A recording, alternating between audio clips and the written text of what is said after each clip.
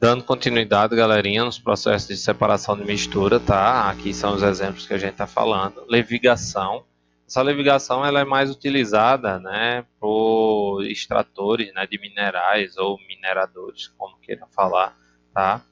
Ela vai funcionar com base na densidade também de cada substância. Então, o ouro, como ele é mais denso, né, essas pessoas pegam, vão lá na beira de rios, onde possa haver a ocorrência de ouro, e daí eles começam a pegar aquele amontoado de terra e começam a mexer. A água vai passando por essas peneiras, né? Por essas, não são bem peneiras, né? Como se fossem umas vasilhas metálicas, vai passando e vai retirando os grãos de areia, que são menos densos que os grãos de ouro. Então, se tiver ouro, tá? Ou outros metais, né? Que sejam mais densos, mais pesados, certo? Então, eles ficam retidos aqui nessa, né, tipo uma panela, certo? Além disso, a gente tem aqui a ventilação também, né? A ventilação, quando você precisa retirar, por exemplo, alguma substância, algum objeto do meio de um monte de poeira, você ventila isso daí, né? Você acaba soprando para que aquela poeira possa sair, certo?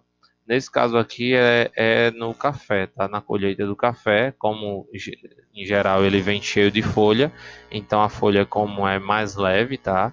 Então é jogado para cima, né? É feita esse arremesso para cima, o vento quando bate acaba retirando essas folhas em meio aos grãos de café. E assim é feita a separação dessa mistura aí.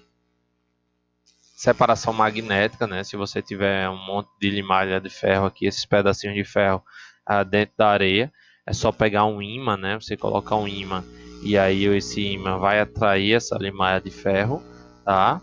Ou mesmo, né, nos ferros velhos, para poder separar os metais, né, da areia, por exemplo, do barro. Os caras utilizam um ímã super potente para fazer essa retirada, certo?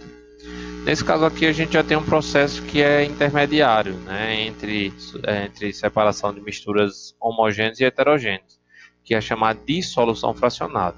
Se você tivesse lá uma mistura de areia e sal, como era que você iria separar? Bom, você ia por partes, né? Você primeiro ia ter que adicionar água e daí ia misturar essa água. A gente sabe muito bem que o sal ele se dissolve na água, mas a areia não. Então, o sal ia ficar bem dissolvido na água e daí o que que você ia fazer? Você ia fazer um processo de filtração, que é uma separação de misturas heterogêneas.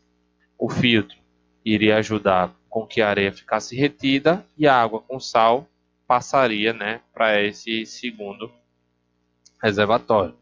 E daí o que que acontece? Para fazer a separação total da água e do sal, você teria que fazer uma vaporização da água, tá?